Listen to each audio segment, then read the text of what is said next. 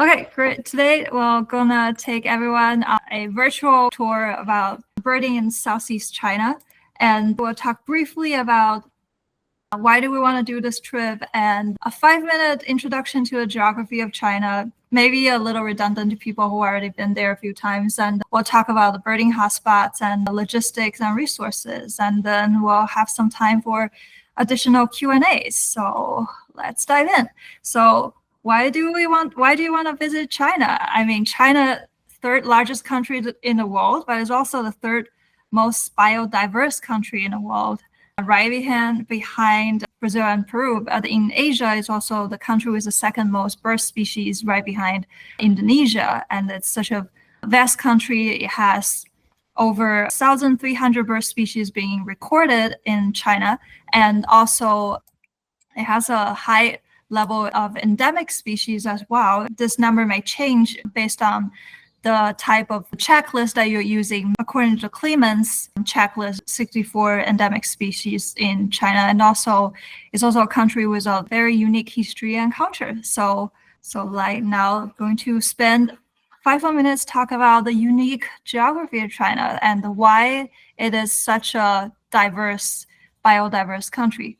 So, okay, let's just zoom out all the way to the whole Earth, looking at it at a planetary level. And we probably learned about the planetary winds in high school. So this might be taking everyone back to your high school textbook. In the equator, the air is usually rising. And when it comes to 30-degree north latitude, the air is usually sinking. And so we can see lots of arid, dry desert land widespread in this area. And as the air sinks, the temperature rises, making it really hard to rain. But however, if we go to China, about 30-degree north, this area in China is all green and lush.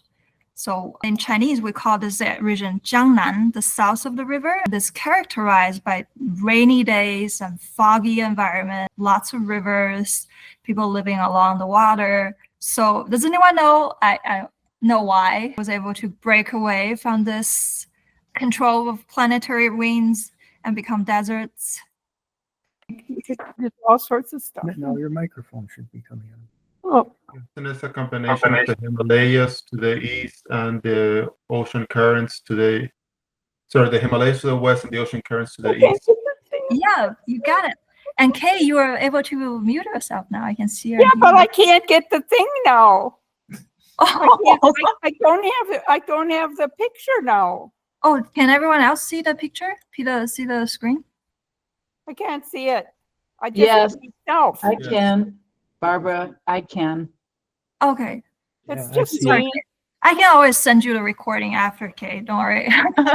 So I can share the PowerPoint file with you. Okay, great. I think you all got it. It's the Himalayas. It is. You are exactly right. It's the Shanghai Tibetan Plateau, and it's so the story all starts with the Great Collision of Indian Plate. About 65 million years ago, this great collision between the Indian Plate and Eurasian Plate, and the speed and energy of the collision is so great that it gave birth to the highest and the youngest plateau on Earth, the Shanghai Tibetan Plateau. It is so high, and it's also known as the third pole, besides North Pole and South Pole. So after the collision, it not only created the Shanghai Tibetan Plateau, but also the energy was so high that it also raises other highlands further inland, including the Yunnan and the Guizhou Plateau, the Inner Mongolia Plateau, and the Loess Plateau. So after this collision, the basic structure of Chinese geography is formed, and you can characterize the geography of China as a 3-step staircase. And the first step is the Shanghai Tibetan Plateau, of course, which is average height greater than 13,000 feet. And then the second terrace, which includes the Yunnan, Guizhou, Sichuan, this area, that's a step down, but it's still high, like similar to like Denver in US, kind of in terms of elevation, about 3,000 to 6,000 feet high. And then the third terrace is the plains, where the average elevation is shorter than 500 meter or 1,600 feet. Because of Qinghai Tibetan Plateau is so high, the air kind of really rises. It creates a low pressure point, and then it really draws the air in from the Indian Ocean and Pacific Ocean, strengthen the monsoons from these areas coming from South Asia and East Asia. And that's the reason why this southeastern region was able to break away from the control of the planetary wind system, and it's no longer a dry and desert-like land, and it becomes a more pleasant place with the moisture. And but at the same time, the Qinghai Tibetan Plateau blocks the moisture traveling further in from the north. So the northwest of China, which is this brownish color, becomes even drier as it's really inland, and that's where large areas of deserts are located in China, such as the Gobi deserts in Mongolia and the Taklamakan desert in Xinjiang are all found in this area. And then the rest of so this is the three distinct natural zones of China: the highland, the Qinghai Tibetan Plateau, and the eastern monsoon area, and the northwest deserts. Okay, moving on. So it not only changed the climate and the nature zones of China, the Qinghai Tibetan Plateau also plays a super important role in terms of the water resources. As the water condenses, as it rises up the elevation, numerous glaciers, lakes are formed, and together with the underground water, make this region a really high, huge water tower. And many rivers are originated from this area, including the longest river in China, the Yangtze River, that goes east-west. Also the second longest river in China, the Yellow River, and also the Mekong River that also originated in China, Tibetan area, but it goes through 6 countries: Myanmar, Laos, Thailand, Cambodia, and Vietnam. Also many more. So now we're going to, this is something about the population distribution. And there's a famous geographer called Wuyuan, and he has proposed this line called the Hu's line, the Hu line. And so what this does, if we draw an imaginary line from the northern China near the border of Russia, which is, there's a river called He area, and you connect that with the southern point in Yunnan, in Tengchong, which is a city in Yunnan. And if you draw this line, and 94% of people lives east of the line, and only 6% of people live west of it. But as it's probably easier to see when you learn about the geography, because the deserts and the highlands with low temperature really not super inhabitable, and which is also the riverside, the ample moisture and the rainfall is also more favorable for the agricultural production. And the coastal area now is the economic hub of China. So 94%, I would say majority of the economic activities and populations are distributed east to this line. That's all kind of the focus of our trip. This is interesting because if we look at the East Asian Australian flyway, we can see the East China overlaps into the, I just saw someone else was trying to join, so.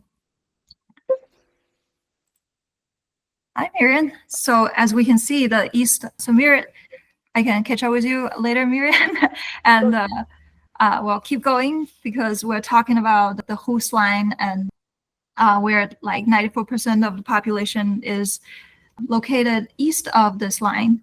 But this also overlaps with the East Asian Australian flyway, which is a reason why, but this economic development really creates a challenge for the bird species that are migrating and living in this area. So, which is why you can find many of the rarest and the most vulnerable species along this region. So, and that's the reason why we're doing this trip, is to search for the rarest species along the East Asian and Australian highway.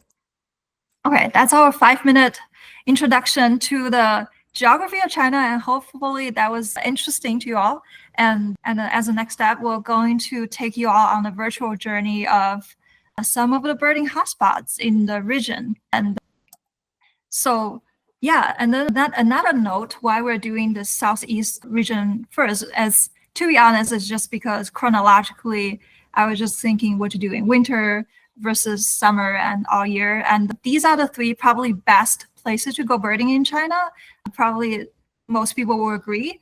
Sichuan is one of the best places to go birding in China. However, it's like you can only visit there in a very narrow strip of time, narrow period of time between late April to June, as it's really cold, as it's approaching the Shanghai Tibetan plateau. So the weather, there could be a lot of snow, make the driving condition almost impossible.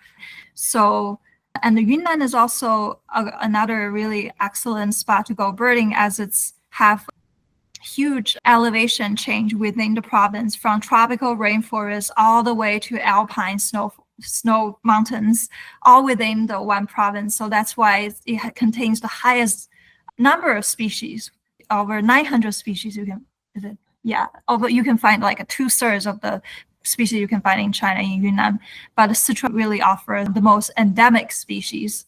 However, I think the Southeast China winter tour is really unique, because I think especially if you're traveling to China for the first time, it will take you through some really unique, not only nature side, but also cultural sites. And also it's a more economic developed area, so that lodging and condition and transportation, also logistically just very much easier. And so this is our travel timeline. And so we'll start a trip in Shanghai, and from there, first we'll take a train, high-speed rail, from Shanghai to the Jiangxi province, which will spend the next 4 or 5 days. It will visit a few spots, and then another major site, and then we'll go to the Fujian province, which is coastal province, and also an area with highest forest coverage in China. And then we're gonna take a flight from Fuzhou and all the way to the Hainan island, which is in the tropical region. Good news for the people who live in Florida, it will be really warm, will be summer-like there. And also a quick note on the temperature. I mean, in January, so in Shanghai and northern parts of in the northern part of this trip, the temperature will be about like 40-50 degrees, which is cold for people living in Florida, but it's kind of like spring for Wisconsinites, but and people in Illinois.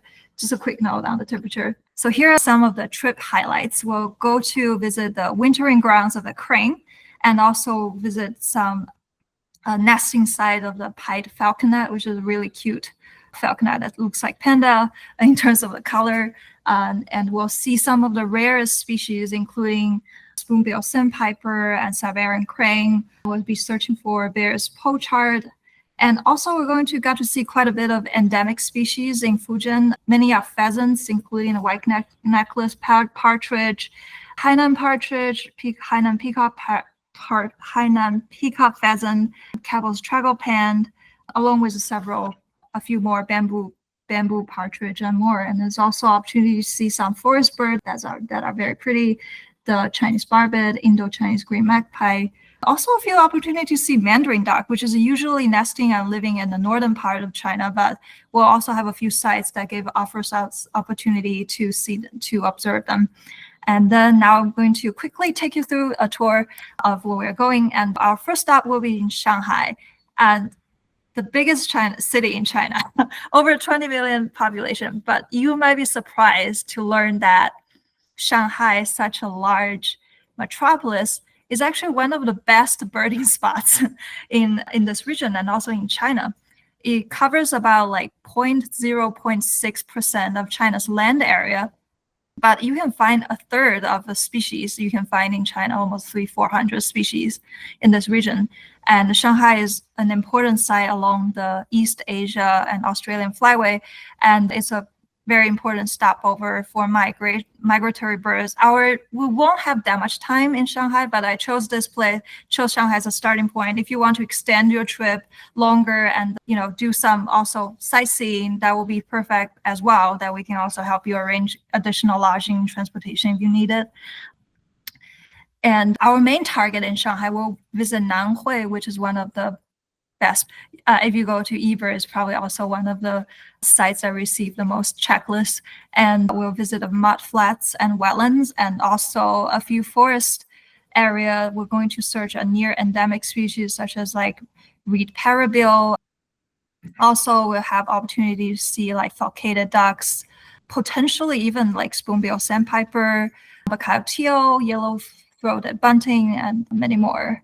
But we'll have a short stay in Shanghai, searching, maybe targeting a few species that we only see in Shanghai, Chinese pendulum tit, etc. After birding in Shanghai, we'll take a 3-hour train ride to Wuyuan. From the city, we'll arrive in a very small town, arriving in the Jiangxi province. And this is okay, let's see another one. Sorry, I'm just going to omit. Wuyuan is actually a very historic, ancient, small village in the Jiangxi province, and the landscape will be mostly bamboo forests and farmland. I had done some research about the relationship between ecological diversity and the indigenous culture in the U.S. and also in several other areas. I'm surprised to learn that sometimes, even though with high intervention in nature, like areas like where like people actively manage the landscape, they're planting trees and growing fruits and all that, sometimes plays a favorable role on the environment, and they are acting almost like a keystone species and creating habitats for some bird species that otherwise would not be found. And Wuyuan is one of those special places, although it's a settlement and relatively populated area with many farmlands, but it is one of the very key places where the bird species actually thrive. And the village has this tradition called establishing a forest called feng shui forest. And so they will plant bamboos and local broadleaf trees, and both as cash crops and ecological buffers. And many of the trees, hundreds of years old, provide critical habitat for bird species. And our main target here will be searching for the pied falconet. Oh, sorry, I forgot. This is a wrong picture. It's supposed to be a scaly-sided merganser. But we will be searching for a scaly-sided merganser and mandarin duck. But what Wuyuan is really known for might be, some of you might have heard of it, is blue-crowned laughing thrush. And it's a highly vulnerable and rare species that only nest in the city and really, really restricted. Nobody knows why. And the species was only found in 1919, and there was no sighting. And it was not until like almost 100 years later in 2000 that it was rediscovered again in the wild. And this town of like 300,000 people really attracts a lot of bird watcher over for the blue-crowned laughing thrush. However, we probably won't have a great chance spotting it because the best time, although it's like inhabited in this area, but it's usually easier to spot them in summer during the breeding season, and because of our tour is in winter, so there might be like rare sightings here and there, but it's not a reliable thing that we can count on. Okay. Great. And the crested ibis is another rare species that once was thought to be extinct in the wild until it was found in China among the farmlands in the Shanxi province in 1981. And there was only 7 wild ibis were found back then. But since then, there was a huge conservation efforts followed that discovery. And today, the population in China really exceeds 9,000. If there's reportings of crested ibis in that region, we'll go search for it. But however, it's not reliable, not something that we can count on either. Yeah, so we're still in Jiangxi province. We'll drive a few hours and we'll arrive at Poyang Lake, and the largest freshwater lake in China. China doesn't have huge lakes, but Poyang Lake is one of the largest in terms of freshwater, and the largest lake in China is the Shanghai Lake, but the Poyang Lake is the largest freshwater lake. And it's really a special place for the cranes. It is a winter home for several crane species, including the Siberian crane, oriental stork, white-naped crane, and hooded crane. And the Siberian crane is one of the most critically endangered species as well. And with a total global population, probably about only 3,000 from the latest research in 2010. But however, you can find over 95% of the Siberian cranes in Poyang Lake, because this is really their wintering ground. And this is part of the reason why we're doing this in winter is for the cranes. From December to February, I would say would be the best time to visit Poyang Lake for the cranes. And also 80% of oriental stork also winter here. And also about 70% of the white-naped cranes, and they winters in Poyang Lake as well. We might be able to find a few vagrant species such as the moist-tailed crane. That is really a reliable spot for these species I mentioned earlier. Also, there is habitat for Bayer's pochard, and we might also see taiga and the tundra bean goose, swan goose, etc. And then after we spend about 2 days in Poyang Lake, and we'll continue our journey, we'll drive about 4 hours and arrive in the Fujian province. So why do we want to visit Fujian province? In China as a whole, the forest coverage in China is less than 25%. However, in Fujian, there is over 80% forest coverage, and that creates habitat for many species. The reason why there are so many forests preserved, because it's also a very many mountains in this province, and that make it hard to develop, and the trees were able to be preserved.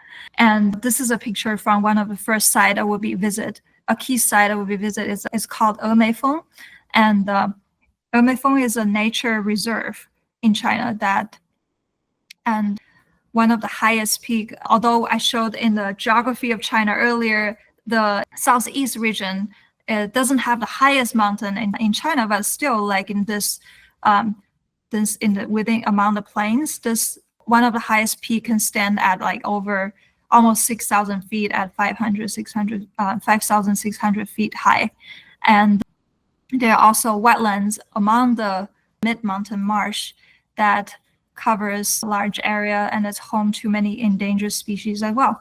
And our main target in Fujian province will be the pheasants, because the Emeifeing is a reliable spot for many of the pheasants, including Cabot tragopan and the Alias pheasant, which these two are endemic, and also the Chinese bamboo partridge. But we may also be able to find like cockless pheasant and painted snipes. And so the Emeifeing, the nature reserve that we're going to, is really close to one of the national park in China called Wuyuan Mountain. It's the southern part. It's located to south of the national park in China. A quick note on the Chinese national park system. I don't know if you all have learned about the Chinese national park system, because it's a relatively created in the recent 5 years. And unlike US, the national parks in US probably created over 100 years ago. The first batch of Chinese national parks were only established in 2021 under President Xi Jinping, which I later learned that he actually has a lot of environmental protection policy under his administration, which I'm kind of surprised to learn. One of the quotes that you might see if you read Chinese, which then you might see these quotes like everywhere. I have seen it in multiple spots. The last time I went home is the thing that's written on the wall. It says green mountains are gold mountains. And that's a quote directly from him. And I can see this quote in many places in parks and areas, which I find a little interesting. And I also learned that he actually personally delivered opening speeches to the Ramsar International Wetland Convention several years ago, which I found that to be interesting. And so continue with our trip in Fujian province.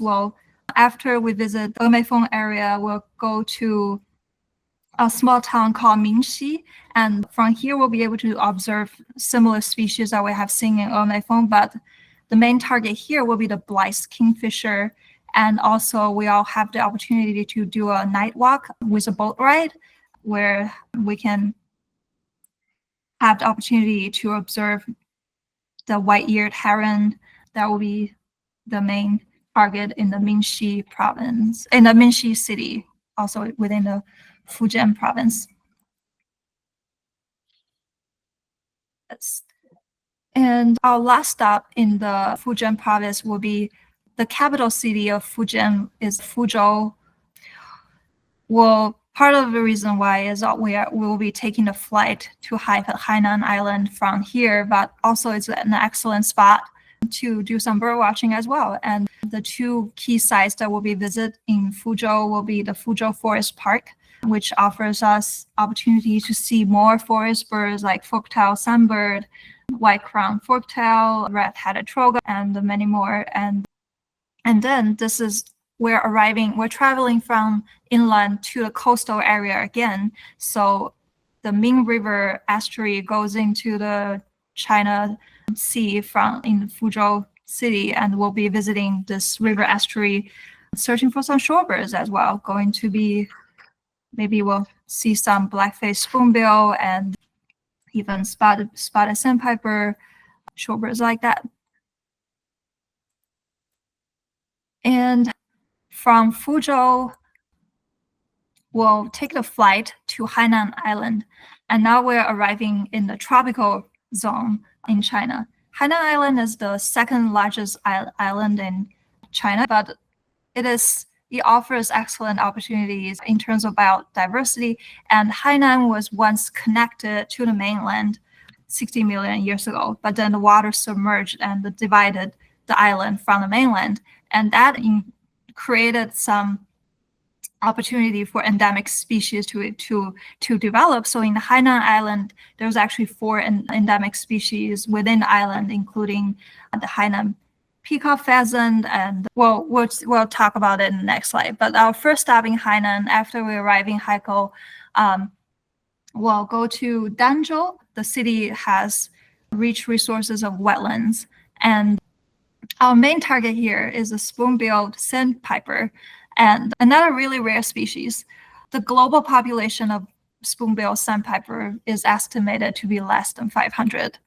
And by the Royal Society for the Protection of Birds in 2024, actually, to be more exact, 443 individuals estimated. And 10 years ago, people thought the spoon-billed sandpiper will be extinct by now, because the decline in the early 2000s was so high. It was declining at 26% each year.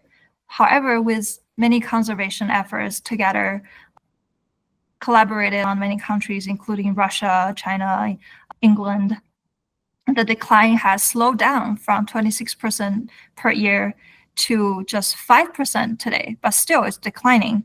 But Danzhou is really one of the most reliable spots for the spoon-billed sandpiper, and they only show up around winter, more reliably in winter. So, which is another reason why we make this a winter trip.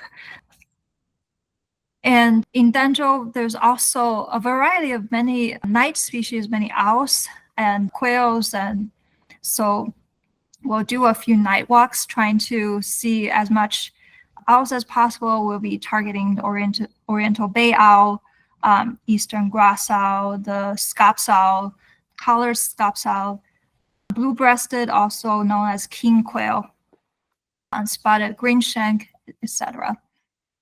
Also maybe like large-tailed nightjar.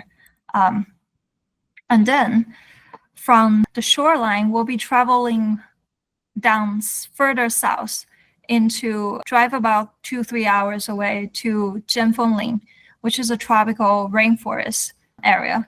And we'll have the opportunity to spot some of the endemic species, including the Hainan peacock pheasant, the Hainan partridge, Hainan leaf warbler,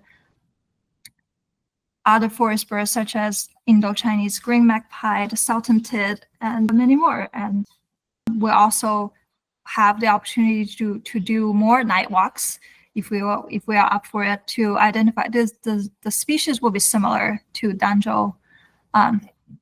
So from this trip, Ira has been really hard on the bird checklist, and we'll post the possible birds at each location online fairly soon as well.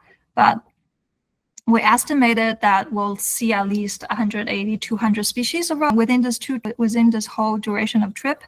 And there's also other common species that we may saw. One of my favorite is the black-throated tit, so cute. And the lots of bulbuls and the wagtails, several species of woodpeckers, the grebe, great crested grebe, little grebe, Chinese pond heron, common tailor birds.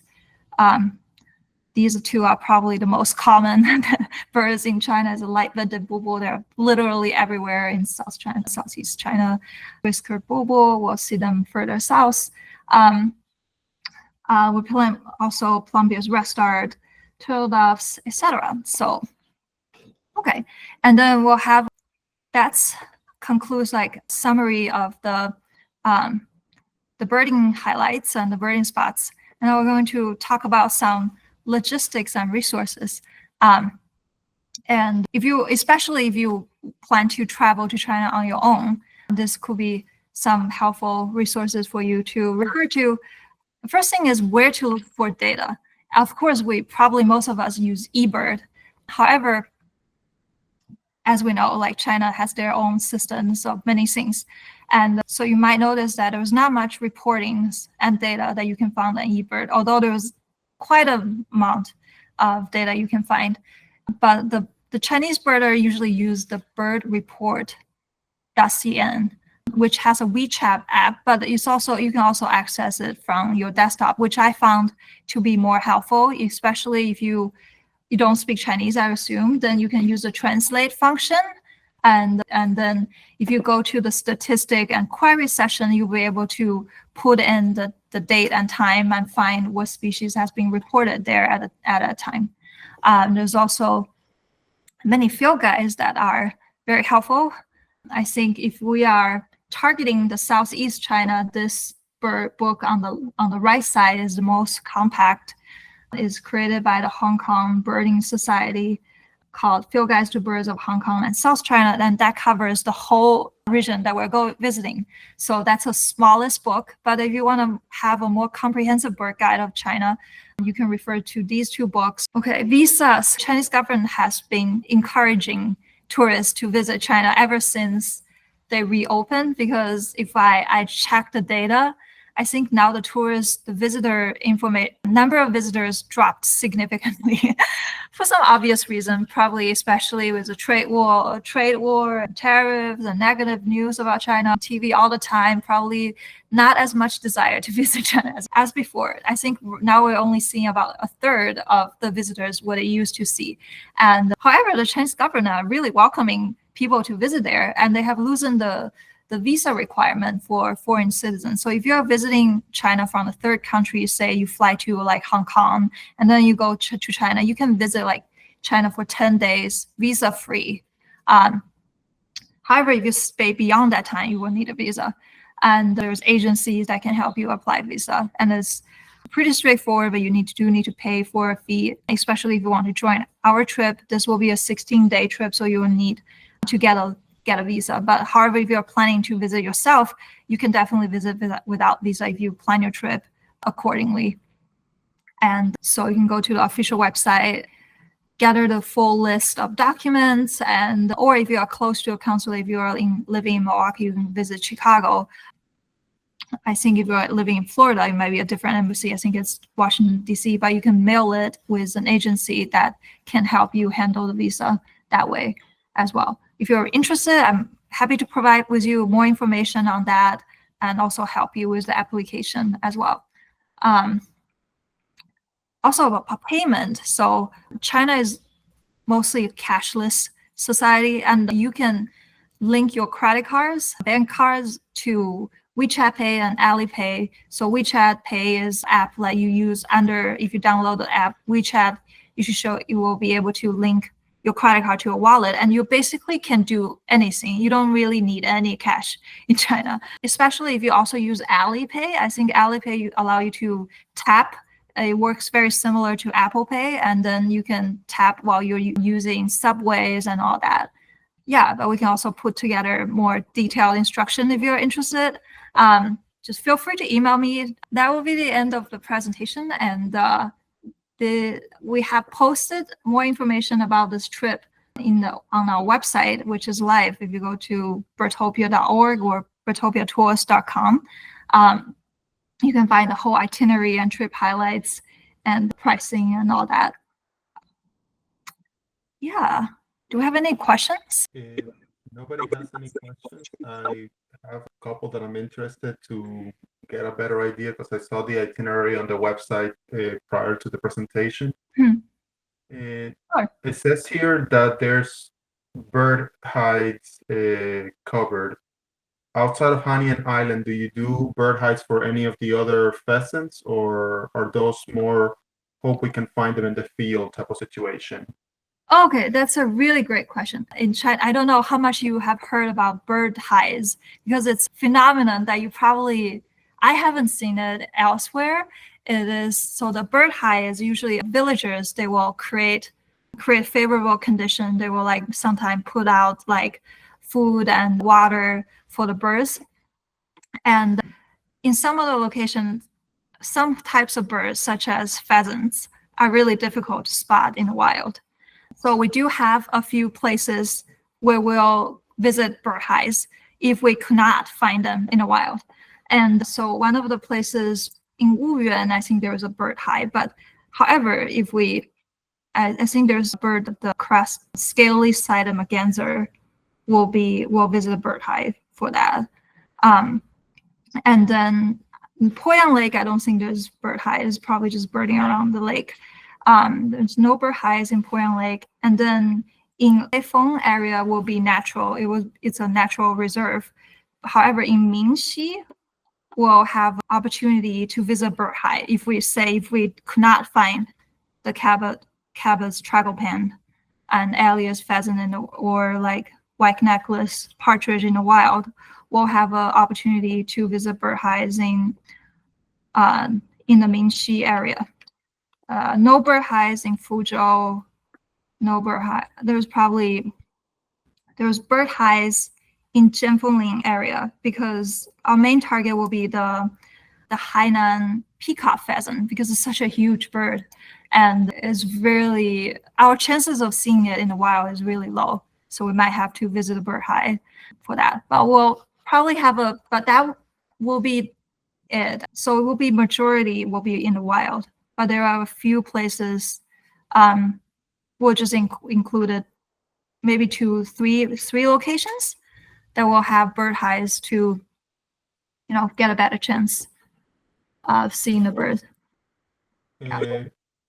Following up on that, reefs pheasant is not a possibility, right? No, yeah, right. Reef pheasant is not, because actually I investigated in this. The reason why is the reef pheasant, the best time to visit is not in winter. Let me see if I can put a map, but I can show you where to see it if you're interested. I thought about including that as a possible stop because the most reliable spot for the reef pheasant is in the Henan province near Xinyang, near here. As you can see, it's like really out of the way for this whole trip. And initially we probably have to fly there. If you want to make a trip there before, I would recommend, I can connect you with that because it's about 2-hour flight from Shanghai. And then, but the reason why I didn't include it because it's really out of the way. I don't know if it's worth it to just go for that one species, especially it's not the best time. I think if you go like in May or April, then you can see the breeding plumage and also their breeding activity, which will be really cool. It's really out of the way of everything else.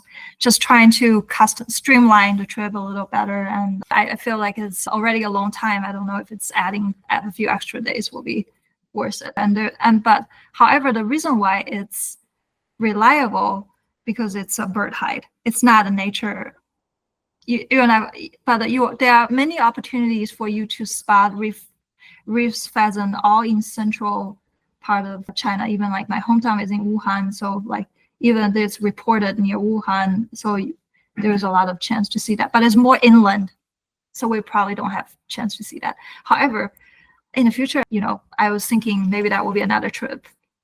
That's the reasoning behind that. But if you were interested in going, and this is the most reliable spot for it, you can probably also make a trip to nearby like province in the Qingling Mountain, where you can see the most reliable spot for the crested ibis, near like Xi Hanzhong. Yeah, here. It's a little far. It's still far. China is big.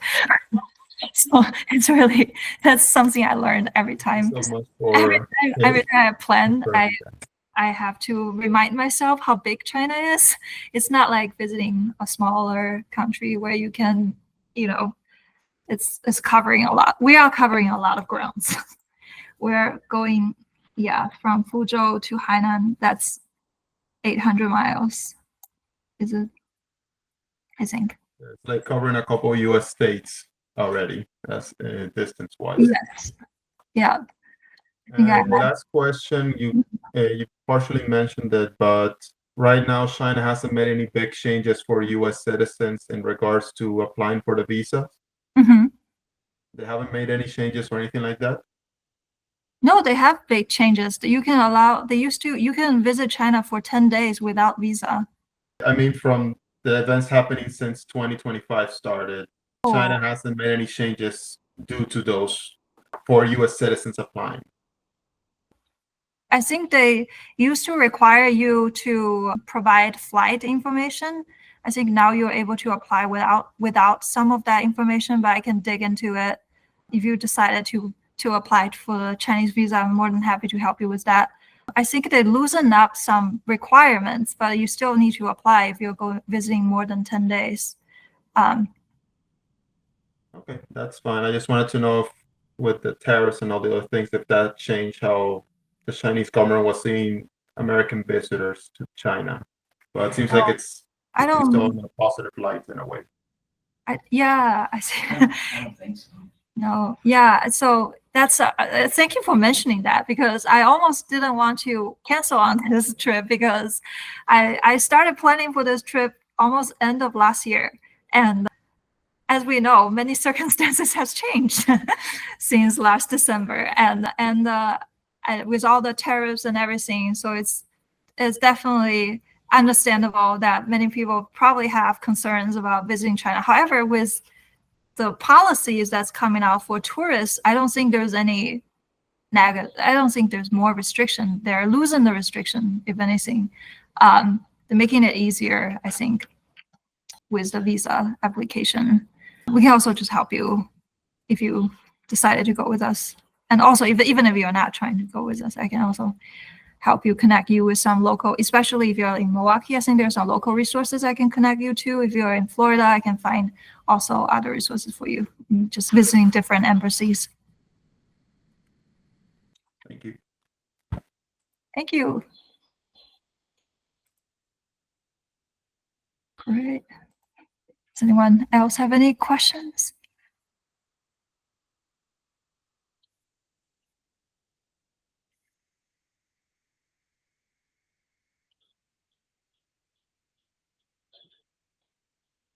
Okay, cool. And So that was a really good presentation. oh, thank you, Marianne. You missed the beginning of the You recorded it though, right? Yeah, I'll send you a recording. It was great. Perfect. Great to see you. Yeah. Thank you. You had me a spoonbill sandpiper. I've been wanting to see that one. Yeah, it's been on my list for a while, so that's good to know that that's one of the focus birds. Yeah, totally. Yeah, as I said, we're gonna post a full checklist online to the website, and I think I have the email of all of you guys, so we'll send you the recording, and if there's any update, you have my contact, and keep me posted. And also, you got an early bird discount if you want to go with us. All right, sounds great. Yeah, awesome. Wow. And Okay. are you planning to do this trip moving forward every year, every other year? How roughly would it be? Because I might already be booked for next year. Oh, no. Oh, understand. Yeah, this is our first trip, to be completely honest. So we'll see if we get people to sign up this year. So yeah, totally. And also one last note about the bird guide that we'll be having. I didn't put it into a presentation, but I think I found the bird guide that I picked is he was born in Hainan, and then he went to school in Fujian province with biology degree, and has been engaging environmental education in the past 8 years. And he also does like bird surveys all throughout the Southeast region. So I've probably interviewed like 4 or 5. I probably researched like over a dozen bird guides, but this guy, I feel like, oh, he's perfect for this itinerary because he knows every location really, really well. So I think we're gonna have a good time with him. Also, I'll be chiming in cultural notes and the language. If there's any language barriers, I'll be chiming in as well. And there's also some excellent opportunity to have some cultural sites as well, which I didn't highlight in the tour, but Wuyuan is one of the area that has like the famous for the historical village. We can stop by some sites like that, and also between Wuyuan and Poyang Lake, we can also stop by Jingdezhen, which is the town that produced porcelain, Chinatown, the town that produced largest production of China, and also a town of huge long history. And in the Emeifeing in Fujian province, similarly in Emeifeing, we'll be staying in the city of Taining, which is another old town, and we'll have some sightseeing opportunities if we're up for it, if time allows. Also Fuzhou as well will be also some nice cultural sites to visit along the way as well. Great. Okay, so I can let everyone go if nobody has any questions. Yeah, we'll be in touch I'm here if you have any questions.